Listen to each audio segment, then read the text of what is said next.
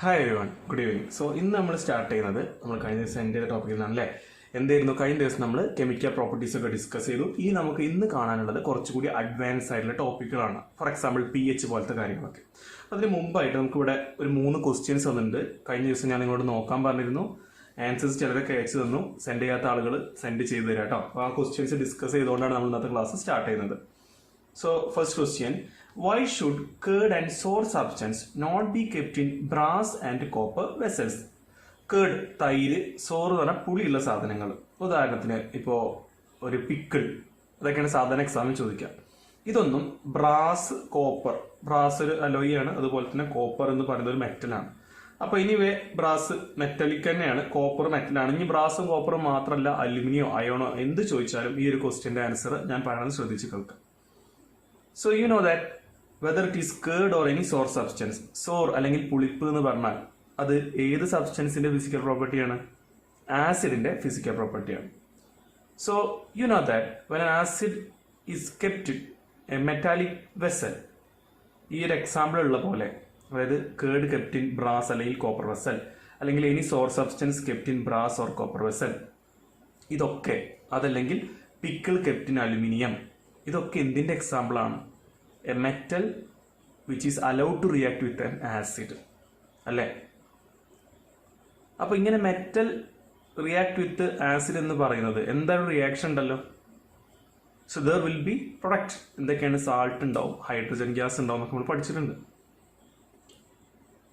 So when an acid is allowed to react with a metal, we know that hydrogen gas will be produced. The same is the case when curd or sour substance, for example pickle, is kept in brass, copper or aluminium vessels. The product may be harmful to our body, and therefore we should not keep curd and sour substances in metallic or brass or copper or aluminium vessels. Clear ആയെന്ന് വിചാരിക്കും. ഇത് പരീക്ഷയ്ക്ക് ചോദിക്കാറുണ്ട്, എല്ലാ വർഷവും ചോദിക്കാറുണ്ട്. ഏതെങ്കിലും ഒരു വർഷം നമുക്ക് മാറ്റി വെച്ച് പറയാറില്ല. എല്ലാ വർഷവും ഈ ഒരു ക്വസ്റ്റ്യൻ ഒന്നെങ്കിൽ പീരിയഡ് ടെസ്റ്റിനോ അല്ലെങ്കിൽ നമ്മുടെ ഹാഫ് ഇയർലിക്ക്, ക്വാർട്ടർലിക്കൊക്കെ ആയിട്ടൊക്കെ കാണാറുണ്ട്. Which gas is usually liberated when an acid react with a metal? നമുക്കറിയാം, ഡയറക്റ്റ് ക്വസ്റ്റ്യൻ ആണ്. ഹൈഡ്രജൻ ഗ്യാസ് ആണ് ലിബറേറ്റ് ആവുന്നത്. Illustrate with an example. How will you test for the presence of this gas? അതായത് hydrogen gas release ആവുന്നുണ്ട് എന്നുള്ളത് എങ്ങനെയാണ് നിങ്ങൾ അതിന്റെ പ്രസൻസ് മനസ്സിലാക്കുക? അതുപോലെ ഇപ്പൊ പറഞ്ഞ ഈ ഒരു എക്സാമ്പിൾ, അതായത് ഒരു ആസിഡ് മെറ്റലായിട്ട് റിയാക്ട് ചെയ്യുമ്പോൾ ഹൈഡ്രജൻ ഗ്യാസ് കിട്ടുന്ന ഈ ഒരു ആക്ടിവിറ്റി ഡെമോൺസ്ട്രേറ്റ് ചെയ്യാൻ വേണ്ടിയിട്ട് ഒരു ഇല്ലിസ്ട്രേറ്റ് ചെയ്യുക ഒരു എക്സാമ്പിൾ വെച്ചിട്ട്. എങ്ങനെ നിങ്ങൾക്ക് എക്സാമ്പിൾ പറയാം? Take a test tube, add some drops of or add some granules of zinc to it, or first of all add an acid to it and add some zinc granules. ഒരു test tube എടുക്കുക, അതിലേക്ക് കുറച്ച് acid, diluted ആയിട്ടുള്ള ഏതെങ്കിലും acid എടുത്താൽ മതി.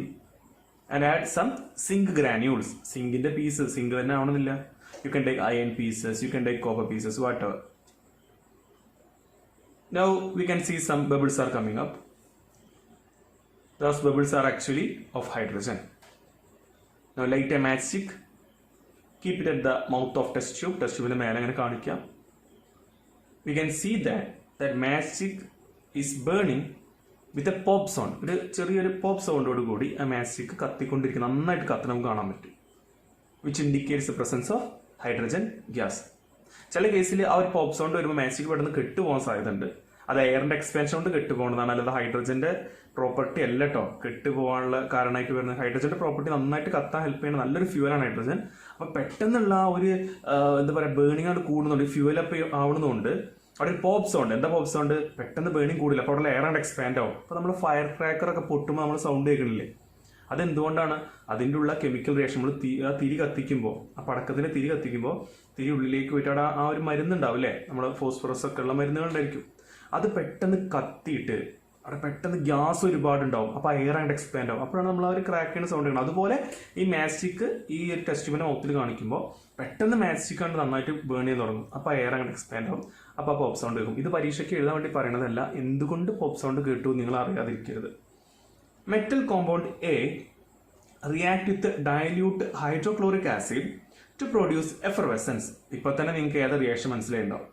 ഒരു metallic compound hydrochloric ആസിഡിന്റെ കൂടെ റിയാക്ട് ചെയ്ത് എഫർവെസൻസ് ഉണ്ടായെന്ന് പറഞ്ഞാൽ metal compound react with acid to get effervescence. ഏതിനാണത്? ഏതെങ്കിലും കാർബണേറ്റ് അല്ലെങ്കിൽ ബൈകാർബണേറ്റ്. അപ്പൊ നിങ്ങൾക്ക് ഇത് മെറ്റൽ കാർബണേറ്റ് പറയാം, ബൈകാർബണേറ്റ് പറയാം, ഒരു കുഴപ്പമില്ല. The gas evolved extinguishes a burning candle. നമ്മൾ നേരിട്ട് കണ്ട എക്സ്പെരിമെന്റ് ആണ്. അതിനുണ്ടായ ഗ്യാസ് കാൻഡിലിനെ എക്സ്റ്റിങ്ക്യൂഷ് ചെയ്തു. അതിന്റെ കത്തിക്കൊണ്ടിരിക്കുമ്പോൾ ഇതിൽ കെട്ടുപോയി ഈ ഗ്യാസ് അതിലേക്ക് പോയപ്പോൾ. Write a balanced chemical equation for the reaction if one of the compound formed is calcium chloride. നിങ്ങൾക്ക് ഒരു കോമ്പൗണ്ട് തന്നിട്ടുണ്ട്, അതെന്താണ്? കാൽഷ്യം ക്ലോറൈഡ് ആണ്. അപ്പൊ അതെന്തിനാ തന്നത് മനസ്സിലായി നിങ്ങൾക്ക്? HCl ആണ് ആസിഡ് എന്ന് പറഞ്ഞു. ഓക്കെ, അപ്പൊ നമുക്ക് മെറ്റൽ കാർബണേറ്റ് അല്ലെങ്കിൽ ബൈകാർബണേറ്റ് ആണ് മനസ്സിലായി. പക്ഷെ അത് ഏത് മെറ്റലാണെന്ന് അറിഞ്ഞാലേ നമുക്ക് കംപ്ലീറ്റ് റിയാക്ഷൻ എഴുതാൻ പറ്റുള്ളൂ. അതിന് വേണ്ടിയിട്ടാണ് ഇവിടെ ഏത് മെറ്റലാണെന്ന് കാണിക്കാൻ വേണ്ടിയിട്ടാണ് ആര് കാണിച്ചുള്ളത്? കാൽഷ്യത്തിനെ കാണിച്ചുള്ളത്. ഇത് സ്വന്തമായിട്ട് എഴുതാം. ഈ ക്വസ്റ്റ്യന്റെ ആൻസറുകൾ എഴുതി അയക്കാത്ത ആളുകൾ എഴുതി അയച്ചു തരാം കേട്ടോ. അപ്പൊ അതുപോലെ തന്നെ ഇവിടെ നമുക്കൊരു കാര്യം കൂടി ഞാൻ നിങ്ങൾക്കൊന്ന് മെൻഷൻ ചെയ്തു തരാം. നമ്മളൊരു അയോണിക് കോമ്പൗണ്ട് എന്ന് പറയുമ്പോൾ, ഇപ്പോൾ ഫോർ എക്സാമ്പിൾ കാൽഷ്യം ക്ലോറൈഡിന്റെ കേസ് എടുക്കുകയാണെങ്കിൽ അവിടെ എഴുതാം CaCl2. ഇതാണല്ലോ അതിന്റെ കെമിക്കൽ ഫോർമുല എന്ന് പറയുന്നത്. ഇതിന് ആക്ച്വലി നമുക്ക് രണ്ട് പോർഷനായിട്ട് സ്പ്ലിറ്റ് ചെയ്യാൻ പറ്റും. Ca എന്നുള്ളൊരു പോർഷനും Cl2 അല്ലെങ്കിൽ ക്ലോറിൻ എന്നുള്ളൊരു പോർഷനും. ഇതിൽ Ca കാൽഷ്യം എന്ന് പറയുന്നത് അത് നമ്മൾ വിളിക്കുന്ന പേര് എന്താ വിളിക്കുക? കാൽഷ്യത്തിന് എന്താ വിളിക്കുക? ഇതൊരു അയോൺ ആണെന്ന് അറിയാലോ. Ca ഒരു ചാർജ് ഉണ്ട്. Ca ചാർജ് 2+ അല്ലെങ്കിൽ +2. അതുപോലെ ക്ലോറിന്റെ ചാർജ് -1. ഇത് എവിടെ നിങ്ങൾ പഠിച്ചതാണ്? 9th സ്റ്റാൻഡേർഡിൽ പഠിച്ചതാണ്.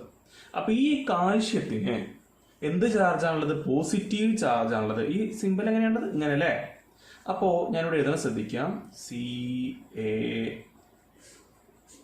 CaION. ഇവിടെ എന്താണ്? ഒരു പോസിറ്റീവ് ചിഹ്നം അല്ലേ ഇവിടെ? അത് ഞാൻ ഇവിടെ ഇട്ടിട്ട് എന്താ വായിക്കുക? CaTiON. എന്താണത്? കാറ്റയോൺ. അപ്പൊ പോസിറ്റീവ് ചാർജിൽ അയോണിനെ വിളിക്കുന്ന പേരാണെന്ത്? കാറ്റയോൺ. നെഗറ്റീവ് ചാർജിൽ ആളെന്താ വിളിക്കുക? നെഗറ്റീവ് ചാർജിൽ ആൾ വിളിക്കുന്ന പേരാണ് ആനയോൺ.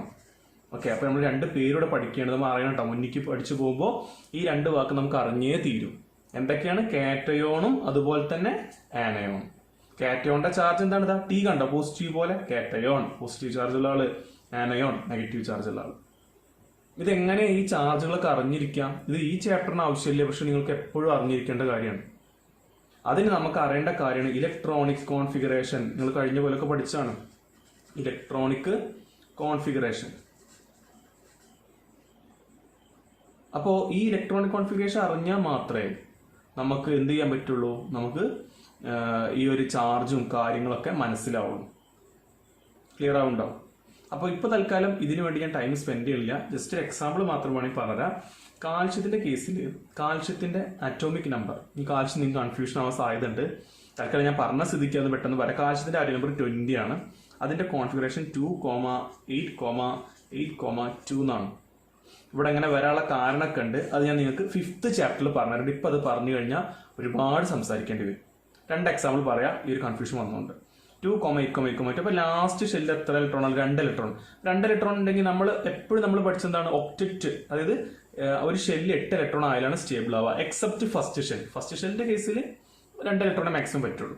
ബാക്കിയുള്ള ഷെല്ലൊക്കെ 8 ആവലാണ് ആവശ്യം. അപ്പൊ ഇത് 8 ആവാന്ന് പറഞ്ഞാൽ 6 ഇലക്ട്രോണിനെ വാങ്ങണം. ഞാൻ പഠിപ്പിച്ച ആളുകൾക്ക് നന്നായിട്ട് ഇത് അറിയുണ്ടാവും അല്ലെ? 6 വാങ്ങണതിലും എളുപ്പമാണ് ഈ 2 ഒഴിവാക്കാൻ. അതെന്തുകൊണ്ടാണ് നമ്മൾ 9th ഡിസ്കസ് ചെയ്തിരുന്നു. ഇത് അറിയണം എന്ന് ആഗ്രഹമുള്ള ആളുകൾ ചോദിക്കുക. നമ്മുടെ ടോപ്പിക്കിന്റെ ഭാഗമല്ല, എന്തായാലും ഞാൻ 5th ചാപ്റ്റർ എടുക്കുമ്പോൾ ഡിസ്കസ് ചെയ്യും. അപ്പൊ 2 ഒഴിവാക്കുക സുഖം. 2 ഇലക്ട്രോണിനെ ഒഴിവാക്കുക. എന്താണ് ഇലക്ട്രോൺസിൽ കാണിച്ചത്? 2 ഇലക്ട്രോൺ ഒഴിവാക്കുക പറഞ്ഞാൽ ഒരു ഇലക്ട്രോൺ ഒരു നെഗറ്റീവ് ചാർജ്. അപ്പോൾ ഒരു ഇലക്ട്രോൺ പോവുക എന്ന് പറഞ്ഞാൽ ഒരു നെഗറ്റീവ് പോവുക, അല്ലെങ്കിൽ നമുക്ക് പറയാം ഒരു പോസിറ്റീവ് കിട്ടും. അപ്പൊ 2 ഇലക്ട്രോൺ പോയാൽ 2 പോസിറ്റീവ് +2. അതാണ് കാൽഷ്യത്തിന്റെ ചാർജ്. എന്ത് ഞാൻ എഴുതിയത്? 2+ അല്ലെങ്കിൽ +2 എഴുതിയത്. ഇനി അതുപോലെ തന്നെ നമ്മൾ ശ്രദ്ധിക്കേണ്ട കാര്യം, ഇപ്പൊ ഞാൻ ഒരു എക്സാമ്പിൾ പറയാമെന്ന്. ക്ലോറിന്റെ ആറ്റോമിക് നമ്പർ എത്രയാണ്? നിങ്ങളോട് ഞാൻ 20 വരെ പഠിച്ചു വെക്കാൻ പറഞ്ഞിരുന്നല്ലോ. എത്ര ക്ലോറിന്റെ ആറ്റോമിക് നമ്പർ? വീഡിയോ പോസ് ചെയ്തിട്ട് ഒന്ന് ജസ്റ്റ് പറഞ്ഞു. ഹൈഡ്രജൻ, ഹീലിയം അങ്ങനെ പറഞ്ഞു പോയത്. ക്ലോറിന്റെ ആറ്റോമിക് നമ്പർ 17 ആണ്. അപ്പൊ കോൺഫിഗറേഷൻ 2,8,7 എന്നാണ് വരിക. അപ്പൊ ഇതിനോട് ഒക്ടറ്റ് തയ്ക്കാൻ ഈ 7 ഇലക്ട്രോൺസിനെ റിമൂവ് ചെയ്യുന്നതിനേക്കാൾ സുഖം ഏതാണ്? ഒരു ഇലക്ട്രോണിനെ വാങ്ങണതാണ് അല്ലെ? അപ്പൊ ഒരു ഇലക്ട്രോണിനെ വാങ്ങുന്നതാണ് സുഖം എന്ന് പറഞ്ഞു കഴിഞ്ഞാൽ ഒരു ഇലക്ട്രോൺ വരിക എന്നാണ് ഒരു നെഗറ്റീവ് ചാർജ് വരിക എന്നർത്ഥം. അപ്പൊ ക്ലോറിന്റെ ചാർജ് എന്താണ്? നെഗറ്റീവ് ആണ്. അത് പറയാൻ കുറച്ച് ടൈം സ്പെൻഡ് ചെയ്തിട്ടുണ്ട്. ആർക്കെങ്കിലും ബോറടിക്കണമെങ്കിൽ ക്ഷമിക്കുക. ചിലർക്കൊക്കെ അത് അറിയാത്തുണ്ടാവും, അവർക്ക് വേണ്ടിയിട്ട് പറഞ്ഞതാണ്. ഇത് എന്തിനാ പറയാന്നുള്ളത് നിങ്ങൾക്ക് ഈ ഒരു പോർഷനൊക്കെ എടുക്കുമ്പോഴേക്ക് ക്ലിയർ ആവും. ഓക്കെ, അപ്പൊ ഇനി ഇവിടെ ശ്രദ്ധിക്കുക. അപ്പൊ നമ്മൾ എന്താ ഡിസ്കസ് ചെയ്തത്? ഈ ക്വസ്റ്റ്യൻസിന്റെ ആൻസർ അല്ലെ? അപ്പൊ നമ്മളിപ്പോ പറഞ്ഞു ഒരു കാർബണേറ്റ് ആണ്, മെറ്റൽ കോമ്പൗണ്ട് ഒരു കാർബണേറ്റ് അല്ലെങ്കിൽ ബൈകാർബണേറ്റ് ആവാം. എന്തായാലും ആരതാണത്? കാൽഷ്യത്തിന്റെയാണ്. അപ്പോ കാൽഷ്യം കാർബണേറ്റ് CaCO3 അല്ലെ, CaCO3 പ്ലസ് പിന്നെ ആരാണ് HCl ഗീവ്സ് എന്താ നമുക്ക് കിട്ടിയത്? ഒന്ന് CO2 നമുക്ക് ഉറപ്പാ, ഒരു പ്രൊഡക്റ്റ് കാർബൺ ഡൈ ഓക്സൈഡ്. പിന്നെ എന്താ ഒരു പ്രൊഡക്റ്റ് ഓൾറെഡി തന്നു, കാൽഷ്യം ക്ലോറൈഡ് ആണ് ഒരു പ്രൊഡക്റ്റ്, CaCl2. പിന്നെ ആരുണ്ടാവുക? H2O. അതാണ് നമ്മൾ പഠിച്ചത്. അതൊരു ബാലൻസ് ചെയ്ത് കഴിക്കാൻ മതി. ഓക്കെ. ഇനി ഇതിലും നിങ്ങൾക്ക് ചിലർക്ക് സംശയം ഉണ്ടാവും, ഈ CO താഴെ 2 ഇടണോ 3 ഇടണോ 4 ഇടണോ എന്നൊക്കെ ഉള്ളവരുണ്ടാവും. അപ്പൊ ഇതൊക്കെ നമ്മൾ 9th ഡിസ്കസ് ചെയ്തതാണ്. എനിവേ ഇതിന്റെ ഒരു സിമ്പിൾ ലോജിക്ക് ഞാൻ പറഞ്ഞുതരാം. CO3 എന്നല്ലേ, ഓക്സിജന്റെ ചാർജ് ഇതുപോലെ എഴുതുകയാണെങ്കിൽ നിങ്ങൾ ഇതുപോലെ എഴുതി വെക്കണമെങ്കിൽ -2 എന്ന് കിട്ടുക. കാർബണ്ടത് 4 ആണ്. ഓക്കെ. അപ്പോൾ 3 × -2 -6. പിന്നെ ഇതിൻ്റെ 4 +4 എന്നുള്ള പോലെ ഇമാജിൻ ചെയ്യുക. സോ +4 എത്ര ആൻസർ വരിക? -2 എന്നുള്ള ആൻസർ വരിക. അപ്പൊ ഇതിന്റെ ഒക്കെ കൂടി എത്രയാ? ഒരു CO3 എടുത്താൽ തന്നെ -2, ഒരു കാൽഷ്യത്തിന് നമ്മൾ ഓൾറെഡി കണ്ടു +2. സോ ടോട്ടൽ +2 -2 എത്ര വരിക? 0. രണ്ടുകൂടി ആഡ് ചെയ്യുക, 0 എന്നാ കിട്ടുക. അങ്ങനെ 0 കിട്ടണം. കോമ്പൗണ്ടിന് എൻ്റർ ആയിട്ട് എന്തുണ്ടായിരിക്കില്ല? ചാർജ് ഉണ്ടായിരിക്കില്ല. പറഞ്ഞ ക്ലിയർ ആയിട്ടുണ്ടാവും. ഇതാണ് ഇവിടെ പറയേണ്ടതുള്ളൂ. അപ്പോൾ ഈ ക്വസ്റ്റ്യൻ മനസ്സിലായിട്ട് വിചാരിക്കുന്നു. നിങ്ങൾ അത് ബാലൻസ് ചെയ്തിട്ട് എഴുതുക. ഈ നെക്സ്റ്റ് നമുക്ക് പറയാനുള്ളത് ഒരു ആക്ടിവിറ്റി ആണ്. What do all acids and all bases have in common? എല്ലാ ആസിഡിനും അതുപോലെ ബേസിനും കോമൺ ആയിട്ട് എന്താണുള്ളത് എന്ന്. ഈ സെക്ഷൻ 2.1 ലാസ്റ്റ് സെക്ഷനിൽ നമ്മൾ എന്തൊക്കെ ഡിസ്കസ് ചെയ്ത് ആസിഡിൽ എന്താണ് നമുക്ക് പറഞ്ഞു. ഇനി കഴിഞ്ഞ ക്ലാസ്സിൽ ഞാൻ തന്നെ നിങ്ങൾക്ക് ആസിഡിൽ എന്താ കോമൺ ഉള്ളത്, ബേസിൽ എന്താ കോമൺ ഒക്കെ പറഞ്ഞു തന്നിരുന്നു. അപ്പൊ നമ്മളിതൊരു ആക്ടിവിറ്റി വെച്ചിട്ട് ഡിസ്കസ് ചെയ്യാൻ പോകണം. അപ്പൊ ആക്ടിവിറ്റിയുടെ മുമ്പ് ഇവിടെ നിങ്ങൾക്ക് കാണാം ഫിഗർ 2.3. ഇതിവിടെ നോക്ക് നിങ്ങൾ, 2 അയണയിലുണ്ട്. ആ 2 അയണയിലും ഒന്നും കണക്ഷൻ എടുത്തിട്ടുണ്ട്, വയർ എടുത്തിട്ടുണ്ട്. എന്നിട്ട് അതൊരു ബാറ്ററിയിലേക്ക് കണക്ട് ചെയ്തിട്ടുണ്ട്. എന്നിട്ടോ ഒരു ബൾബിലേക്ക് കൊടുത്തിട്ടുണ്ട്. ഇവിടെ തമ്മിൽ കണക്ഷൻ ഇല്ല കേട്ടോ. ഇത് റബ്ബർ കോർക്ക് എന്ന് പറഞ്ഞാൽ റബ്ബർ ഇൻസുലേറ്റർ ആണ്. ഈ അയണയിലും ഈ അയണയിലും തമ്മിൽ യാതൊരു കണക്ഷനും ഇല്ല. അപ്പോ ഇവിടുന്ന് ഇപ്പൊ ഈ ബാറ്ററി ഒക്കെ കൊടുത്തിട്ടുണ്ടെങ്കിലും ഈ 2 വയറും തമ്മിൽ എങ്ങനെങ്കിലും കോണ്ടാക്ട് വന്നാൽ മാത്രമേ, അല്ലെങ്കിൽ ഈ അയണയിൽ തമ്മിൽ എങ്ങനെങ്കിലും കോണ്ടാക്ട് വന്നാൽ മാത്രമേ എന്താവുള്ളൂ, ഈ ബൾബ് കത്തുള്ളൂ. അല്ലെങ്കിൽ നമുക്കറിയാം ഇവിടുന്ന് ഈ നിങ്ങൾ പഠിച്ചിട്ടുണ്ടായിരിക്കും, ഇലക്ട്രിസിറ്റി എന്ന് പറഞ്ഞ ഫ്ലോ ഓഫ് ഇലക്ട്രോൺസ് അല്ലെങ്കിൽ ചാർജസ് അല്ലെങ്കിൽ അയോൺസ് എന്നൊക്കെ നമുക്ക് പറയാം. ഓക്കെ. അപ്പൊ ഈ അയോൺസ് ഈ ഒരു അയണിൽ നിന്ന് ഈ ഒരു അയണിലേക്ക് എങ്ങനെങ്കിലും അയോൺസ് എത്തിക്കഴിഞ്ഞാൽ, ചാർജ് ഫ്ലോ ചെയ്താൽ, ഇലക്ട്രോൺസ് ഫ്ലോ ചെയ്താൽ മാത്രമേ ഈ ബൾബ് ഗ്ലോ ചെയ്യുള്ളൂ. ഓക്കെ. ഈ രണ്ടെണ്ണത്തിൽ ഏതെങ്കിലും ഒന്നൊന്ന് മറ്റേക്ക് കണക്ഷൻ വരണം എന്നർത്ഥം. അപ്പൊ അങ്ങനെ കണക്ഷൻ വരണം എന്നുണ്ടെങ്കിൽ സൊല്യൂഷനിൽ അയോൺസ് വേണം. ഓക്കെ. ഒരു സൊല്യൂഷൻ കണ്ടക്ട് ചെയ്യുകയാണെങ്കിൽ, അത് ഇലക്ട്രിസിറ്റി പാസ് ചെയ്യാൻ കഴിവുണ്ടെങ്കിൽ അതിനെ നമ്മൾ വിളിക്കുന്ന പേരാണ് ഇലക്ട്രോലൈറ്റ്. എന്താ വിളിക്കുക? ഇലക്ട്രോലൈറ്റ്. അപ്പൊ ഇലക്ട്രോലിറ്റിക് സൊല്യൂഷൻ എന്ന് പറഞ്ഞാൽ അവിടെ അയോൺസ് ഉണ്ടാവും, അവിടെ ചാർജ് കാരിയേഴ്സ് ഉണ്ടാവും. അപ്പൊ അതിന് കറണ്ട് കണ്ടക്ട് ചെയ്യാൻ പറ്റും. ഇത് ഇതിന്റെ തുടക്കത്തിൽ ഞാൻ പറഞ്ഞു തരേണ്ട കാര്യങ്ങളാണ്. ഇനി ഇവിടെ എന്താണ് ഈ ആക്ടിവിറ്റി? അത് എന്തിനാ നമ്മൾ ചെയ്യുന്നത് അറിയോ? എല്ലാ ആസിഡിലും കോമൺ ആയിട്ട് ആരാ ഉള്ളത്? നിങ്ങൾക്ക് അറിയാം അതിന്റെ ആൻസർ എന്താണെന്നുള്ളത്. അത് ആരാണ് നോക്കാൻ പോവാണ്. So take solution of glucose. ഗ്ലൂക്കോസിൽ നിങ്ങൾക്ക് അറിയാം, ഗ്ലൂക്കോസിൽ ഹൈഡ്രജൻ ഉണ്ട് അല്ലെ. അതുപോലെ ആൽക്കഹോൾ നിങ്ങൾ അറിയാത്തവർ ശ്രദ്ധിക്കുക. എല്ലാ ആൽക്കഹോളിലും കോമൺ ആയിട്ടുള്ള പോർഷനാണ് OH. ഒരു എക്സാമ്പിൾ ഞാൻ ഇവിടെ എഴുതാം. CH3 CH2 OH. ഇതൊരു ആൽക്കഹോളാണ്. ഇതൊരു ഓർഗാനിക് കോമ്പൗണ്ട് ആണ്. നമുക്ക് 4th ചാപ്റ്ററിൽ പഠിക്കാനുള്ളതാണ് ഇതിനെ പറ്റിയിട്ട്. ഇതൊരു ഓർഗാനിക് കോമ്പൗണ്ട് ആണ്. ഇതിന്റെ പേര് എത്തനോൾ എന്നാണ്. എത്തനോൾ എന്ന് പറയുന്ന സാധനമാണ് നമ്മളെ ബിവറേജിലും കാര്യങ്ങളിലൊക്കെ കിട്ടുന്ന ആ ഒരു എഡിബിൾ ആയിട്ടുള്ള ആൽക്കഹോളിന്റെ പേരാണത് എത്തനോൾ. ഇപ്പൊ നമ്മൾ സാനിറ്റൈസർ ഉണ്ടാക്കണില്ലേ, നമ്മൾ ഈ ഒരു കൊറോണ ടൈമില് അവിടെ നമ്മൾ ഉപയോഗിക്കുന്ന ആൽക്കഹോൾ വേറൊരു ആൽക്കഹോളാണ്. അതിന്റെ പേരാണ് പ്രൊപ്പനോൾ. മെത്ത് എത്ത് പ്രൊപ്പനോൾ. നിങ്ങൾ നോക്കിയാൽ മതി, നിങ്ങളൊക്കെ സാനിറ്റൈസറിന്റെ ബാക്കിൽ എഴുതിയിട്ടുണ്ടായിരിക്കും പ്രൊപ്പനോൾ. അധിക സാനിറ്റൈസർ അത് തന്നെയാണ് ഞാൻ കണ്ടിട്ടുള്ളത്. അപ്പൊ എനിവേ ഇത് നമ്മൾ 4th ചാപ്റ്ററിൽ പഠിക്കാനുള്ളതാണ്. ഇത് കൂടുതൽ ഡീറ്റെയിൽസിലേക്ക് പോകണില്ല. ഈ ആക്ടിവിറ്റി നമ്മൾ ഡെമോൺസ്ട്രേറ്റ് എന്താ പറയുക? എല്ലാ ആസിഡിലും കോമൺ ആയിട്ട് ആരാളുള്ളത്? ഹൈഡ്രജൻ ആണുള്ളത്. ഹൈഡ്രജൻ അയോൺ ഉണ്ട്. അപ്പോൾ ഇവിടെ ഒരു ആസിഡ് എടുത്താൽ അത് കണ്ടക്ട് ചെയ്ത് നിങ്ങൾക്ക് അറിയാലോ. കാരണം എല്ലാ ആസിഡിലും അയോൺസ് ഉണ്ട്, ഹൈഡ്രജന്റെ അയോൺസ് ഉണ്ട്. അപ്പൊ അയോൺസ് ഉണ്ടെങ്കിൽ, ഞാൻ ഇവിടെ ലിക്വിഡ് കണ്ടില്ല നിങ്ങൾ, ഇലക്ട്രോലൈറ്റ് എന്നുള്ള സാധനം ഇവിടെയാണ് ഈ ലിക്വിഡ് ആയിട്ട് എടുക്കേണ്ടത്. അപ്പോൾ ഇവിടെ ഞാൻ ഒരു ആസിഡ് എടുത്തു കഴിഞ്ഞാൽ ആസിഡിൽ ഉറപ്പായിട്ട് ഹൈഡ്രജന്റെ അയോൺസ് ഇല്ലേ? അപ്പൊ അത് സുഖമായിട്ട് കണ്ടക്ട് ചെയ്യൂലേ? ചെയ്യും, സംശയമൊന്നുമില്ല. അപ്പൊ എല്ലാ ഹൈഡ്രജൻ ഉള്ള കോമ്പൗണ്ട് എടുത്താലും കണ്ടക്ട് ചെയ്യോ? ഇല്ലേ? അതായത് എല്ലാ ഹൈഡ്രജനുള്ള കോമ്പൗണ്ടിലും ഹൈഡ്രജൻ അയോൺസ് ആയിട്ടുണ്ടോ? ഹൈഡ്രജന്റെ കാര്യങ്ങൾ ശ്രദ്ധിക്കുക. വെറുതെ ഇവിടെ ക്വസ്റ്റ്യൻ എന്താണെന്ന് അറിയാം നിങ്ങൾക്ക്? ആസിഡ് ആണെങ്കിൽ അതിൽ ഹൈഡ്രജന്റെ അയോൺസ് ഉണ്ടാവും, ഹൈഡ്രജൻ ഉണ്ടായിരിക്കും. അപ്പൊ നമുക്ക് ഏതൊരു കോമ്പൗണ്ട്, ഹൈഡ്രജനുള്ള ഏത് കോമ്പൗണ്ട് എടുത്താലും അതിൽ നിന്ന് ഹൈഡ്രജന്റെ അയോൺസ് കിട്ടുമോ എന്നുള്ളതാ ക്വസ്റ്റ്യൻ. കിട്ടും എന്നാണ് അർത്ഥം എന്നുണ്ടെങ്കിൽ ഒരു കാര്യം മനസ്സിലാക്കുക, ഹൈഡ്രജൻ അയോൺസ് എന്ന് പറഞ്ഞാൽ H+. അതിന്റെ അർത്ഥം എന്താണ്? സാധാരണ ഹൈഡ്രജൻ H2 ആയിട്ടാണ് നിൽക്കുക. അതായത് രണ്ട് ഹൈഡ്രജൻ ആറ്റങ്ങൾ ബോണ്ട് ചെയ്തിട്ട് H2 ആയിട്ടാണ് നിൽക്കുക. ഈ ഹൈഡ്രജൻ ബോണ്ട് ചെയ്ത് നിൽക്കുക എന്ന് പറഞ്ഞാൽ നിങ്ങൾ മനസ്സിലാക്കേണ്ടത് ഹൈഡ്രജനിൽ ഹൈഡ്രജൻ 3 ഐസോട്ടോപ്പുകൾ നിങ്ങൾ പഠിച്ചിട്ടുണ്ടായിരിക്കും. ഇനി പഠിച്ചിട്ടില്ലെങ്കിൽ അതും 5th ചാപ്റ്ററിൽ പറയാനുള്ളതാണ്. ഹൈഡ്രജൻ നിങ്ങൾ സാധാരണ പഠിക്കുക ആറ്റോമിക് നമ്പർ 1 ആണ്. 1 ആണ് ആറ്റോമിക് നമ്പർ എന്ന് പറഞ്ഞാൽ അതിൽ ഒരു ഇലക്ട്രോണേ ഉള്ളൂ. ഓക്കെ, അതിൽ ഒരു പ്രോട്ടോണേ ഉള്ളൂ. അതിന്റെ മാസ് നമ്പറും എന്താണ് അറിയോ? 1 ആണ്. അതിന്റെ അർത്ഥം അതിൽ ന്യൂട്രോണ് ഇല്ല. അപ്പൊ ഒരു ഇലക്ട്രോണേ ഉള്ളൂ, ഒരു പ്രോട്ടോണേ ഉള്ളൂ. ഈ ഹൈഡ്രജൻ എന്ത് ചെയ്യുന്നറിയോ? ഈ ഒരു ഇലക്ട്രോൺ ഒഴിവാക്കി കഴിഞ്ഞാൽ അതിന്റെ ചാർജ് എന്താവും? H+ എന്നാവും അല്ലെ? ഇതിനാണ് ഹൈഡ്രജൻ അയോൺ എന്ന് വിളിക്കുക. എല്ലാ ആസിഡിലും ആരുണ്ട്? H+ അയോൺസ് ഉണ്ട്, നമ്മൾ പറഞ്ഞതാണ്. ഇനി നമുക്ക് അറിയേണ്ടത് ഹൈഡ്രജനുള്ള എല്ലാ കോമ്പൗണ്ടുകളും ഇതുപോലെ H+ അയോൺസിനെ തരുവാണെങ്കിൽ അവരൊക്കെ നമ്മൾ ആസിഡ് എന്ന് വിളിക്കേണ്ടി വരും. കാരണം ഒരു ആസിഡിന്റെ ഏറ്റവും ബേസിക് പ്രോപ്പർട്ടിയാണ് availability of H+ hydrogen ions. ഈ ഒരു സെന്റൻസ് നിങ്ങൾ മറക്കരുത് കേട്ടോ. ആസിഡ് ആവണമെങ്കിൽ എന്താണ് അതിന്റെ കണ്ടീഷൻ? അതിന് ഹൈഡ്രജൻ അയോൺസ് അവൈലബിൾ ആവണം. ഇനി അറ്റ്ലീസ്റ്റ് ഈ ഒരു ഡെഫിനിഷൻ 10th സ്റ്റാൻഡേർഡിലെങ്കിലും വാലിഡ് ആണെന്ന് പറയേണ്ടി വരും. കാരണം ഹൈഡ്രജൻ ഇല്ലാത്ത ആസിഡുകളും ഉണ്ട്. നമ്മൾ ലൂയിസ് ആസിഡ്, ലൂയിസ് ബേസ് എന്നൊക്കെ പറഞ്ഞ് +1 പഠിക്കാനുണ്ട്. അവിടെ നമ്മൾ അതിന്റെ കൂടുതൽ ഡീറ്റെയിൽസ് കാണും. ഓക്കെ, അപ്പൊ ഞാൻ പറഞ്ഞു ഹൈഡ്രജൻ അയോൺസ് കിട്ടുമല്ലേ എന്ന് അറിയേണ്ടത്. അപ്പൊ നമ്മൾ എന്ത് ചെയ്തു? ഇവിടെ ആസിഡ് അല്ലേ, അപ്പൊ ബൾബ് ഗ്ലോ ചെയ്തു, ഒരു കുഴപ്പമില്ല. ഇനി ആരൊക്കെ എടുക്കണം? ഗ്ലൂക്കോസ് എടുക്കണം. നിങ്ങൾക്ക് അറിയാം, ഗ്ലൂക്കോസിന്റെ കെമിക്കൽ ഫോമിലേക്ക് നിങ്ങൾ കണ്ടതാണ്, അതിൽ ഹൈഡ്രജൻ ഉണ്ട്, നിങ്ങൾക്ക് അറിയാവുന്ന കാര്യമാണ്. ഇനി ഞാൻ പറഞ്ഞു അല്ലാതെ ഇങ്ങനെ ആൽക്കഹോൾ എടുത്തോക്കണം. ആൽക്കഹോളിൽ ഇതാ എത്രങ്ങാനും ഹൈഡ്രജൻ ആണ് ഇതിന്റെ ഉള്ളിലുള്ളത്. ഓക്കെ, ഇതൊരു കെമിക്കൽ ഫോമിൽ അല്ല, ഇതൊരു സ്ട്രക്ചറൽ ഫോമിലാണ്. കെമിക്കൽ ഫോമിൽ എഴുതുമ്പോൾ C2 കാർബൺ 2 എണ്ണം, ഹൈഡ്രജൻ 3 + 2 5 + 1 6 H6O. അപ്പൊ ഇതിൽ ഇഷ്ടം പോലെ ഹൈഡ്രജൻ ഉണ്ടല്ലോ. അപ്പൊ ഞാൻ ഇവിടെ എന്തെങ്കിലും ഗ്ലൂക്കോസിന്റെ സൊല്യൂഷൻ ചെറിയ ബൾബ് കത്തുണ്ടോ നോക്കും. പിന്നെ വേറൊരു അറേഞ്ച്മെന്റ് എടുക്കും, അതിൽ ഞാൻ എന്തെങ്കിലും ആൽക്കഹോൾ ഒഴിച്ചു നോക്കും, എന്നിട്ട് ഇതേപോലെ ഗ്ലോ ചെയ്തിട്ട് നോക്കി നോക്കും. ഓക്കെ, അപ്പൊ അത് എന്താണ് കാണുന്നത്? നെക്സ്റ്റ് പേജിലേക്ക് നോക്കിയാൽ കാണാം. Bulb will start glowing in the case of acid. ഈ ചിത്രത്തിലുള്ള പോലെ ആസിഡ് എടുത്തു കഴിഞ്ഞ ഉടനെ ബൾബ് കത്തണം കാണാൻ പറ്റും. But you will observe that glucose and alcohol solution do not conduct electricity. Glucose ഇവിടെ എടുത്താലും ആൽക്കഹോൾ എടുത്താലും അത്ര നന്നായിട്ട് നല്ല കണ്ടക്ട് ചെയ്യണില്ല, ബൾബ് ഗ്ലോ ചെയ്യണില്ല. ഗ്ലോയിങ് ഓഫ് ബൾബ്, ഈ ബൾബ് കത്തുന്നത് എന്തിനെ ഇൻഡിക്കേറ്റ് ചെയ്യണത്?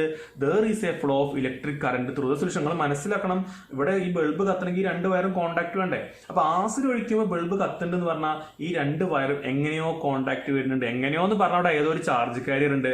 ആരാണ് ആ ചാർജ് കാരിയർ? H+ ആണ്. ഇനി ശ്രദ്ധിക്കുക, H എന്താണ്? പ്ലസ് എന്ന് പറഞ്ഞാൽ അതിനെ നമ്മൾ എന്താ വിളിക്കുക? കാറ്റയോൺ എന്ന് വിളിക്കുക, ആനയോൺ എന്ന് വിളിക്കുക? കാറ്റയോൺ അല്ലേ, കാരണം T എന്നുള്ളത് പ്ലസ് പോലെ ഉള്ളത്. സോ ഇവിടെ കാറ്റയോൺ ആണ് ഹൈഡ്രജൻ, അല്ലെങ്കിൽ ഹൈഡ്രജൻ അയോൺ. ആ ഹൈഡ്രജൻ അയോൺ ആണ് എന്ത് ചെയ്യണത്? ആ അസിഡിക് പ്രോപ്പർട്ടിന്റെ ബേസ് എന്ന് പറഞ്ഞാൽ. ഇനി ഈ ഒരു സെന്റൻസ് നിങ്ങൾ ശരിക്കും ശ്രദ്ധിക്കണം, ഇതൊരു ക്വസ്റ്റ്യൻ ആണ്. Since the cation present in acid is H+, this suggests that acids produce hydrogen ions in solution which are responsible for their acidic property. ഇത് നിങ്ങൾ ശ്രദ്ധിക്കണം, ഹൈലൈറ്റ് ചെയ്യേണ്ട സെന്റൻസ് അത്. ഹൈലൈറ്റ് ചെയ്യേണ്ട സെന്റൻസ് എന്താ കാരണം അറിയോ? Acids produce hydrogen ions in solution. ഇതൊരു ക്വസ്റ്റ്യൻ എങ്ങനെ വരും എന്ന് വെച്ച് കഴിഞ്ഞാൽ, you are provided with HCl ബ്രാക്കറ്റിൽ ചിലപ്പോൾ S എന്നിട്ട് വെച്ചിട്ടുണ്ടാവും, സോളിഡ് പൗഡർ ആണ്. വേറൊന്ന് HCl ബ്രാക്കറ്റിൽ ഉണ്ടാവും AQ എന്ന്. എന്നിട്ട് ചോദിക്കും ഇതിൽ ആരാണ് അസിഡിക് ബിഹേവിയർ കാണിക്കുക? ഇയാളാണ് അസിഡിക് ബിഹേവിയർ കാണിക്കുക.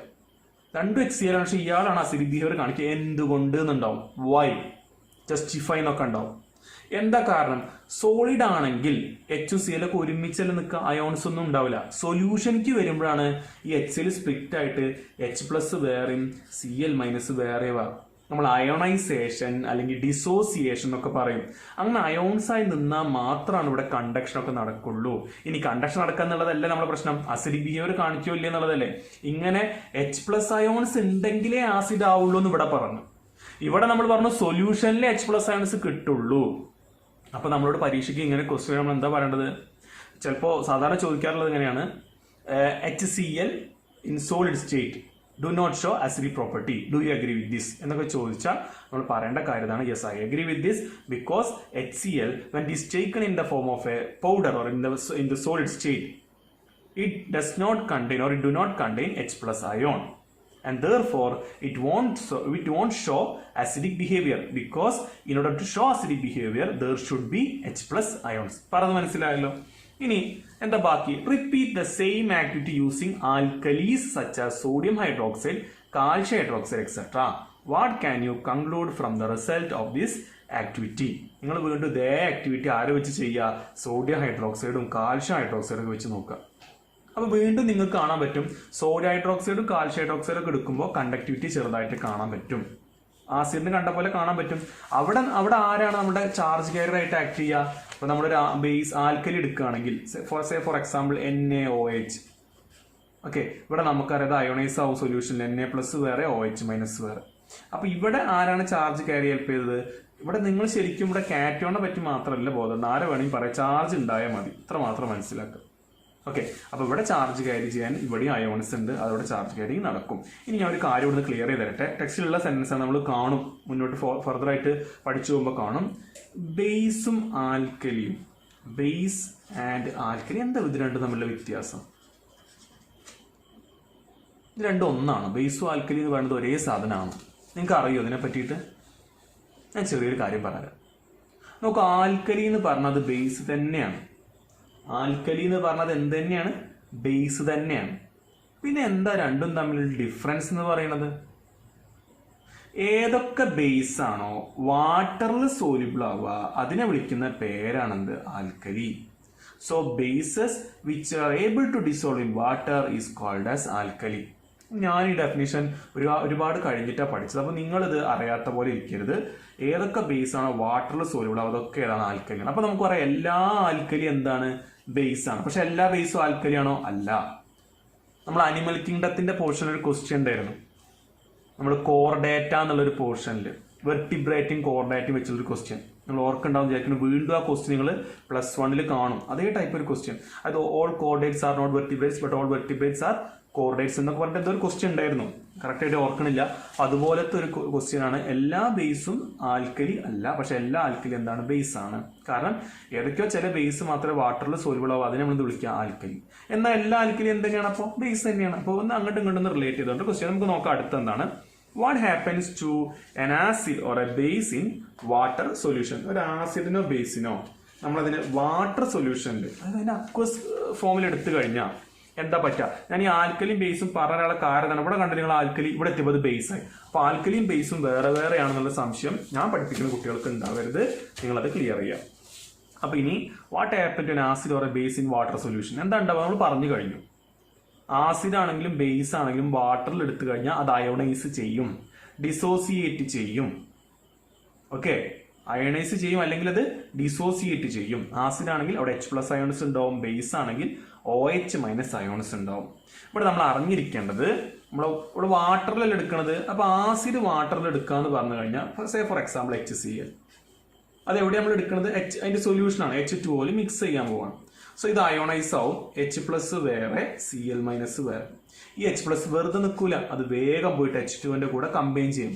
എന്നിട്ട് അത് എന്തായി മാറും? H3O+. H2O ചാർജ് ഒന്നുമില്ല, ശരിയാണ്. പക്ഷെ ഈ H+ H2 കൂടെ കൂടുമ്പോൾ 2H H3, അതാണ് ഇവിടെ H3 എഴുതിയിട്ടുള്ളത്. പിന്നെ പോരാത്തിന് ഇതിന്റെ പ്ലസ് ചാർജ് ഉണ്ട്, ഒരു ഇലക്ട്രോൺ കുറവാണെന്ന് കാണുന്നത്, അത് ഇവിടെയും കാണിച്ചിട്ടുണ്ട്. ഇതിനെ നമ്മൾ വിളിക്കുന്ന പേര് ഹൈഡ്രോണിയം അയോൺ എന്നാണ്. എന്താ വിളിക്കുക? Hydronium ion. മനസ്സിലാവുണ്ടോ? So acid when it is mixed in water we gets hydronium ion. ഇനി ബേസ് ആണെങ്കിലോ NaOH, ഒരു എക്സാമ്പിൾ മാത്രമാണ് കേട്ടോ. when it is mixed in water it gets dissociated into Na+ and OH-, where OH- is called as hydroxide ion. എന്താ വിളിക്കുക? Hydroxide ion.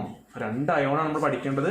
Acid വാട്ടറിൽ dissolve ചെയ്ത hydronium ion, base വാട്ടറിൽ ഡിസോൾവ് ചെയ്ത ഹൈഡ്രോക്സൈഡ് അയോൺ. ഇനി ഇവിടെ നമ്മൾ ശരിക്കും ഒരു കാര്യം കൂടി പഠിക്കാനുള്ളതുണ്ട്. നിങ്ങൾ എപ്പോഴും ലാബിൽ പോയാൽ ശ്രദ്ധിക്കേണ്ട ഒരു കാര്യം, നമ്മൾ ആസിഡിനെ ഡയല്യൂട്ട് ചെയ്യും. അതായത് ഈ കോൺസെൻട്രേറ്റഡ് ആസിഡ് എടുത്താൽ ഒരു പ്രശ്നമുണ്ട്. അത് നിങ്ങളെ കയ്യിൽ തന്നു കഴിഞ്ഞാൽ ചിലപ്പോൾ ലേശൊക്കെ സ്പില്ല് ചെയ്ത് നിങ്ങളെ കയ്യിലൊക്കെ ആയിക്കഴിഞ്ഞാൽ എന്ന് പുറത്തേക്ക് വന്നിട്ടേ നിങ്ങളെ കയ്യിലൊക്കെ ആയിക്കഴിഞ്ഞാൽ സൾഫ്യൂരിക് ആസിഡ് പ്രത്യേകിച്ച് +2 ഞങ്ങളൊക്കെ ലാബ് ചെയ്യുമ്പോൾ ഒരുപാട് ആളുകളുടെ ഡ്രസ്സൊക്കെ കരിഞ്ഞു പോയിട്ടുണ്ട്. ഈ ആസിഡ് ഡ്രസ്സിൽ വീണതോടുകൂടി സൾഫ്യൂരിക് ആസിഡിന്റെ പ്രത്യേകത എവിടുന്നൊക്കെ ഹൈഡ്രജൻ ഓക്സിജനും കമ്പൈൻ ചെയ്യാൻ പറ്റും അതൊക്കെ കമ്പൈൻ ചെയ്തിട്ട് വാട്ടർ ആക്കിയിട്ട് കൊണ്ടുപോകും. അത് ഡീഹൈഡ്രേറ്റിംഗ് ഏജന്റ് ആണ്, ഡ്രൈയിങ് ഏജന്റും ആണ്. സൾഫ്യൂരിക് ആസിഡിന്റെ പ്രത്യേകതയാണത്. അപ്പോൾ നിങ്ങളെ കയ്യിലൊക്കെ വീണ് കഴിഞ്ഞാൽ നിങ്ങൾക്ക് അറിയാം നമ്മളെ സ്കിന്നൊക്കെ ഉണ്ടാക്കിയുള്ളത് കാർബൺ കോമ്പൗണ്ട്സ് ആണ്. അതിൽ കാർബൺ ഉണ്ടാവും, ഹൈഡ്രജൻ ഉണ്ടാവും, ഓക്സിജൻ ഉണ്ടാവും. അപ്പോൾ എല്ലാ ഭാഗത്തുനിന്നും ഹൈഡ്രജനും ഓക്സിജനും കൊണ്ട് ആരും എസ്കേപ്പ് ചെയ്ത് പോകും, സൾഫ്യൂരിക് ആസിഡ് കൊണ്ടുപോകും. അപ്പോൾ ബാക്കി ആര് മാത്രം? കാർബൺ മാത്രം. അവിടെ നല്ല ഡാർക്കായിട്ട് പേപ്പർ കത്തിച്ചാൽ കരി കാണില്ലേ, അതുപോലെ ബ്ലാക്ക് കളർ കാണാൻ പറ്റും. അപ്പോൾ നമ്മൾ സാധാരണ ഇതിനെ ഡൈല്യൂട്ട് ചെയ്യിക്കും. ഡൈല്യൂട്ട് ചെയ്യാന്ന് പറഞ്ഞാൽ വാട്ടർ ആഡ് ചെയ്തിട്ട് ഇതിനെ പവർ കുറയ്ക്കുക, കോൺസെൻട്രേഷൻ കുറയ്ക്കുക. അപ്പോൾ ഈ കോൺസെൻട്രേഷൻ കുറയ്ക്കുക, ആ വാക്ക് നിങ്ങൾ ശ്രദ്ധിക്കുക കേട്ടോ. കോൺസെൻട്രേഷൻ കുറയ്ക്കുക എന്നുള്ളതേ ഉള്ളൂ. അത് ഇനി pH എന്നൊരു വേർഡ് പറയും, pH മാറൂല, pH മാറൂല. പിന്നെ എന്താ മാറുക? കോൺസെൻട്രേഷൻ ആണ് കുറയുന്നത്. ഇനി ഇവിടെ നമ്മൾ ശ്രദ്ധിക്കേണ്ട കാര്യം, pH മാറലെന്ന് പറഞ്ഞാൽ എന്താണെന്ന് ഞാൻ പറഞ്ഞു തരാം. നിങ്ങൾ കൺഫ്യൂസ് ചെയ്യേണ്ട, നമുക്ക് ഇവിടെ എത്തുമ്പോൾ ഞാൻ പറഞ്ഞുതരാം. അപ്പോൾ ഇവിടെ ശ്രദ്ധിക്കാം. നമ്മളപ്പോൾ ഈ ആസിഡ് ഡൈല്യൂട്ട് ചെയ്യാൻ വേണ്ടി വാട്ടർ ആഡ് ചെയ്യണം എന്ന് പറഞ്ഞു. അതെങ്ങനെ ആഡ് ചെയ്യേണ്ടത്? ആസിഡ് വാട്ടറിലേക്കാണ് ആഡ് ചെയ്യേണ്ടത്, വാട്ടർ ആസിഡിലേക്കാണ് ആഡ് ചെയ്യേണ്ടത്? ആലോചിച്ചിട്ട് പറയുക. അത് ഇത്ര വലിയൊരു ക്വസ്റ്റ്യൻ ആണോ? ആണ്, വളരെ വലിയൊരു ക്വസ്റ്റ്യൻ തന്നെയാണത്.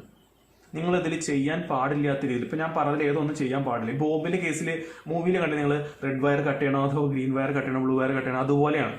നിങ്ങൾ ഇതിൽ ചെയ്യാൻ പാടില്ലാത്ത സ്റ്റെപ്പ് ചെയ്തൊക്കെ കൂടി ചിലപ്പോൾ ആ ടെസ്റ്റ് ട്യൂബ് കൂടി പൊട്ടി തെറിക്കും.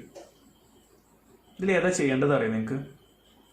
വാട്ടർ എടുക്കുക, എന്നിട്ട് അതിലേക്ക് ആസിഡ് ഇങ്ങനെ ഡ്രോപ്പ് വൈസ് ആഡ് ചെയ്യുക, നന്നായിട്ട് സ്റ്റിർ ചെയ്യുക. ഇല്ലെങ്കിൽ എന്താ ഉണ്ടാവുക? നിങ്ങൾ ആസിഡിലേക്ക് വാട്ടർ ആഡ് ചെയ്ത് കഴിഞ്ഞാൽ ഒരു ഹൈലി എക്സോതെർമിക് പ്രോസസ് ആണിത്. പെട്ടെന്ന് തന്നെ ഒരുപാട് ചൂട് ലിബറേറ്റഡ് ആവും.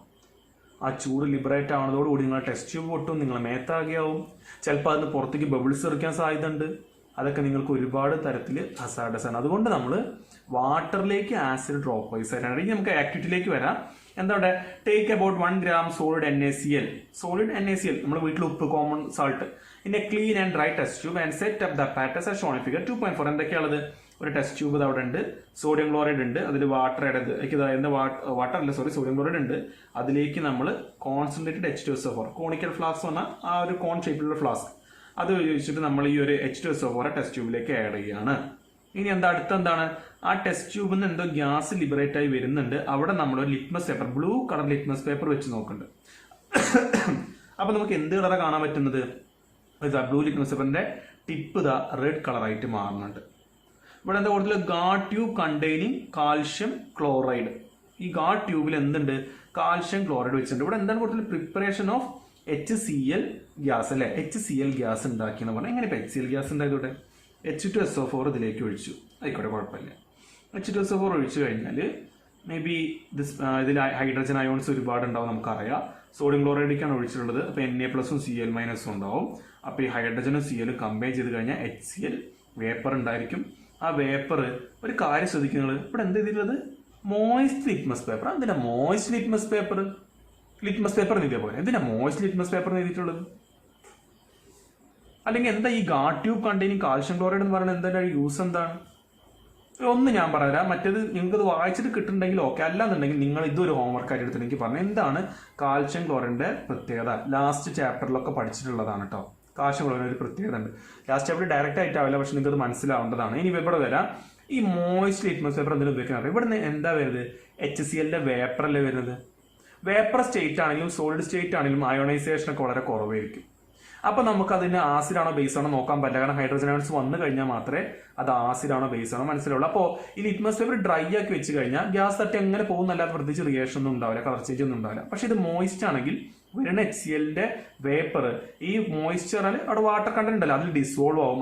അപ്പൊ H+ അയോൺസിൽ അവിടെ അയോണൈസ് ചെയ്യും, ഡിസോസിയേറ്റ് ചെയ്യും. ആ H+ അയോൺസ് ആണ് ബ്ലൂ ലിറ്റ്മസ് പേപ്പർ എന്താക്കി മാറ്റുന്നത്? റെഡ് ആക്കി മാറ്റുന്നത്. ഇനി ഇവിടേക്ക് വരാം. Add some concentrated sulphuric acid to the test ട്യൂബിലേക്ക് സൾഫ്യൂരിക് ആസിഡ് ഒഴിച്ചു. What do you observe? Is there a gas coming out of the litre? ഇവിടെ ഒരു ഗ്യാസ് വരുന്നുണ്ടല്ലോ, നമ്മൾ സെക്കൻഡ് പിക്ചറിൽ കണ്ടു. Test the gas evolve successively with dry and wet blue litmus paper. അല്ല, ആദ്യം നിങ്ങൾ ഡ്രൈ ലിറ്റ്മസ് പേപ്പർ വെച്ച് നോക്കുക, പിന്നെ നിങ്ങൾ ഒരു വെറ്റ് ലിറ്റ്മസ് പേപ്പർ വെച്ച് നോക്കുക. ഡ്രൈ ലിറ്റ്മസ് പേപ്പർ വയ്ക്കുമ്പോൾ എന്തെങ്കിലും കാണില്ല. എന്താ കാരണം? HCl ഗ്യാസ് വന്നു എന്ന് കരുതിയിട്ട് പ്രത്യേകിച്ച് ഒരു കുഴപ്പമില്ല. HCl നിങ്ങൾ സോളിഡ് എടുത്തോ, നിങ്ങൾ ഗ്യാസ് എടുത്തോ, അല്ലെങ്കിൽ ഹൈഡ്രജൻ അയോൺസിന്റെ പ്രസൻസ് വളരെ കുറവായിരിക്കും. കുറവാണെങ്കിൽ നമുക്ക് യാതൊരു അസിഡിക് പ്രോപ്പർട്ടിയും കിട്ടൂല. Okay, in which case does the litmus paper change color? In the case when we used a moisture nananya litmus paper. On the basis of the above activity, what do you infer about the acidic character of dry HCl gas and HCl solution? Dry HCl gas do not show any acidic behavior, while HCl solution shows acidic behavior because it contains H plus ions, while dry HCl gas does not contain H plus ions. Note to teachers: if the climate is very humid, you will have to pass the gas produced through a guard tube containing calcium chloride to the dry gas. അപ്പോൾ നിങ്ങൾക്ക് answer ഇവിടെ തന്നെ ഉള്ളതുകൊണ്ട് വലിയ ബുദ്ധിമുട്ടില്ല. ഇവിടെ നിന്ന് വരുന്ന ഗ്യാസിനെ നമ്മളെ അറ്റ്മോസ്ഫിയർ ഇപ്പോൾ മഴക്കാലമൊക്കെ ആകുമ്പോൾ ഹ്യൂമിഡിറ്റി നന്നായിട്ടുണ്ടാവും, ഈർപ്പം മോയ്സ്ചർ നന്നായിട്ടുണ്ടാവും. ഈ മോയ്സ്ചർ ഉണ്ടെങ്കിൽ പ്രശ്നം എന്താണ്? ഇവിടെ നിന്ന് വരുന്ന HCl ഗ്യാസ് അപ്പം തന്നെ ചുറ്റുള്ള മോയ്സ്ചറിനായിട്ട് റിയാക്ട് ചെയ്തിട്ട് ഒരുപാട് ഡിസോസിയേഷൻ നടന്നിട്ടുണ്ടാവും. അപ്പോൾ ലിറ്റ്മസ് പേപ്പർ കളർ ചേഞ്ച് കാണിക്കും. ഇനി ഇതൊന്നും അല്ല, നമ്മൾ ലിറ്റ്മസ് പേപ്പറും ചിലപ്പോൾ എന്തായിരിക്കും, ഹ്യൂമിഡ് ക്ലൈമറ്റിലാണെങ്കിൽ ചെറിയൊരു നനവുണ്ടായിരിക്കും. അപ്പോൾ ഇങ്ങനെയൊക്കെ നമ്മൾ റിയാക്ഷൻ നമ്മൾ ഡ്രൈ ഗ്യാസ് ആണ് നമ്മൾ പാസ് ചെയ്ത് ഉദ്ദേശിക്കുന്നത്, പക്ഷേ അത് മോയ്സ്ചർ ഗ്യാസ് അല്ലെങ്കിൽ അയണൈസ് ചെയ്ത ഗ്യാസ് വരുന്ന പോലെയാവും. അപ്പോൾ അതിന് വേണ്ടി നമ്മൾ ഈ ടെസ്റ്റ് ട്യൂബ് കണ്ടോ, അതിനുള്ളിൽ കാൽഷ്യം ക്ലോറൈഡ് വെക്കുക. ഈ ഒരു ട്യൂബിനെ കാൽഷ്യം ക്ലോറൈഡ് വെക്കുകയാണെങ്കിൽ ആ ട്യൂബിനെ നമ്മൾ വിളിക്കുന്ന പേരാണ് ഡ്രൈയിങ് ട്യൂബ്. എന്താ കാരണം എന്നറിയോ? നമ്മൾ പറഞ്ഞു ഹ്യൂമിഡിറ്റി ഉണ്ടെങ്കിൽ വരുന്ന ഗ്യാസിൽ എന്തുണ്ടായിരിക്കും, മോയ്സ്ചർ ഉണ്ടാവും. അപ്പോൾ നിങ്ങൾ ഡ്രൈ ലിറ്റ്മസ് പേപ്പർ വെച്ചാലും മോയ്സ്റ്റ് ലിറ്റ്മസ് പേപ്പർ വെച്ചാലും കളർ ചേഞ്ച് കാണാൻ പറ്റും. അങ്ങനെ പാടില്ല. കാരണം നമ്മൾ ആവശ്യം ഡ്രൈ ഗ്യാസ് വരുമ്പോൾ എന്താണ് അല്ലെങ്കിൽ സൊല്യൂഷൻ ആകുമ്പോൾ എന്താണ് വ്യത്യാസം അറിയണ്ടേ. അപ്പോൾ അതിന് നമുക്ക് ഡ്രൈ ലിറ്റ്മസ് പേപ്പർ എടുക്കുമ്പോൾ ഇവിടുന്ന് ഗ്യാസ് മാത്രമേ വരാൻ പാടുള്ളൂ. അത് മോയ്സ്ചറിലൊന്നും ഡിസോസിയേഷൻ കാണിക്കാൻ പാടില്ല. അപ്പോൾ എന്ത് ചെയ്യണം, നമ്മളെ ടെസ്റ്റ് ട്യൂബിൽ നിന്ന് വരുന്ന HCl ഗ്യാസിലെ മോയ്സ്ചറിനെ മാക്സിമം അബ്സോർബ് ചെയ്യണം. അത് ചെയ്യുന്ന ആളാണ് ആര്? Calcium chloride. അങ്ങനെ നിങ്ങൾ കാൽഷ്യം ക്ലോറൈഡ് വെക്കുകയാണെങ്കിൽ നിങ്ങൾ എന്ത് വിളിക്കണം? ആ ട്യൂബിനെ ഡ്രൈയിങ് ട്യൂബ്. ഇത് നിങ്ങൾ ഇനിയും ഒരുപാട് സ്ഥലത്ത് കാണാനാണ് ഡ്രൈയിങ് ടവർ എന്നൊക്കെ പറഞ്ഞിട്ട്. ഇതൊരു MCQ നിങ്ങൾക്ക് ഇപ്പോൾ കിട്ടി. ഏതാണ് ഡ്രൈയിങ് ട്യൂബ് എന്ന് പറയുന്നത്, അല്ലെങ്കിൽ എന്തിനാണ് അത് ഉപയോഗിക്കുന്നത്, അവിടെ ആരെയാണ് നമ്മൾ കീപ്പ് ചെയ്യണത്? ഓക്കെ, അപ്പോൾ നിങ്ങൾ ശ്രദ്ധിക്കേണ്ട കാര്യം, ഇതൊന്നും എല്ലാവരും ശ്രദ്ധിച്ചോളന്നില്ല. ഇങ്ങനത്തെ ടോപ്പിക്കുകളൊക്കെ നിങ്ങൾ എത്രത്തോളം ഇതൊക്കെ മനസ്സിലാക്കി പോകണോ അത്രത്തോളം നിങ്ങളുടെ നോളേജിന്റെ ലെവൽ, കൺസെപ്റ്റ് ക്ലിയർ എന്നൊക്കെ കൂടി കിട്ടും. അപ്പോൾ അതൊക്കെ നിങ്ങൾ ശ്രദ്ധിക്കാം. This experiment suggests that hydrogen ions in HCl are produced in the presence of water. The separation of H plus ion from HCl molecules cannot occur in the absence of water. അപ്പോൾ എഴുതിയിട്ട് water ഉണ്ടെങ്കിൽ എന്താ ഉണ്ടാവുക? H3O plus ion. നമ്മൾ മുമ്പ് പറഞ്ഞു എങ്ങനെ ഉണ്ടായത്? HCl H plus ions വരും, H2O കൂടെ കമ്പൈൻ ചെയ്യും, H3O plus ആയിട്ട് മാറും. പിന്നെ Cl മൈനസ് വേറെ നിൽക്കും. Hydrogen ions cannot exist alone. അത് ഒറ്റയ്ക്ക് നിൽക്കില്ല. അതുകൊണ്ടാണ് വേഗം പോയിട്ട് H2O കൂടെ കമ്പൈൻ ചെയ്തിട്ട് എന്തായി മാറിയത്? ഹൈഡ്രോണിയം അയോൺസ് ആയിട്ട് മാറിയത്. Okay, we have seen that acids give HCO plus or H plus ions in water. Let us see what happens when a base is dissolved in water. Base dissolve ചെയ്താലോ NaOH വാട്ടറിൽ dissolve ചെയ്ത് solid ആണ്. അതിന്റെ എന്താ പറയാ, NaOHന്റെ നമുക്ക് ചെറിയ ചെറിയ റബ്ബറിന്റെ പീസ് പോലെ പീസുകൾ കിട്ടും NaOHന്റെ.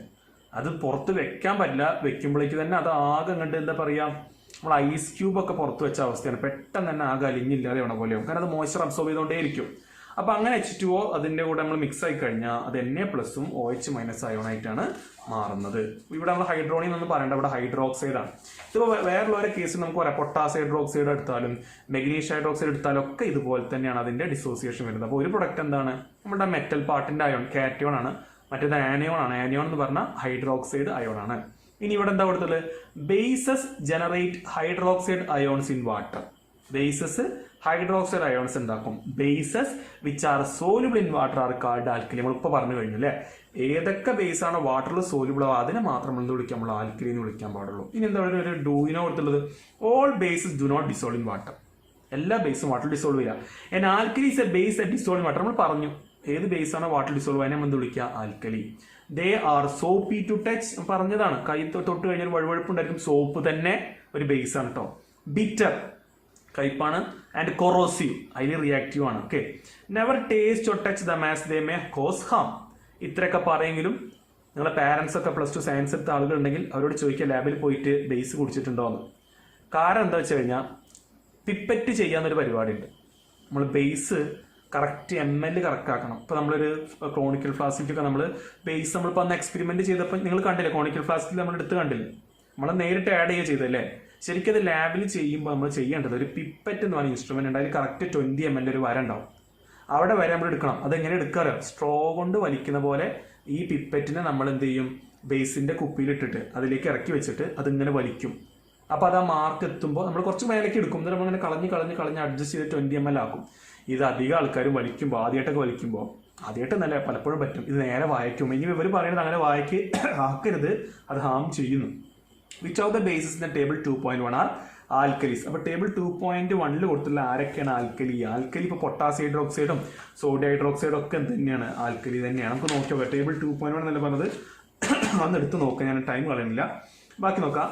Now as we have identified all acids generate H plus and all base generate OH minus ions, we can view the neutralization reaction as follows. അപ്പോൾ നമുക്ക് ന്യൂട്രലൈസേഷൻ റിയാക്ഷനെ ഒരു ഇക്വേഷൻ ആക്കി എഴുതുകയാണെങ്കിൽ acid plus base you salt plus water എന്നാണല്ലോ.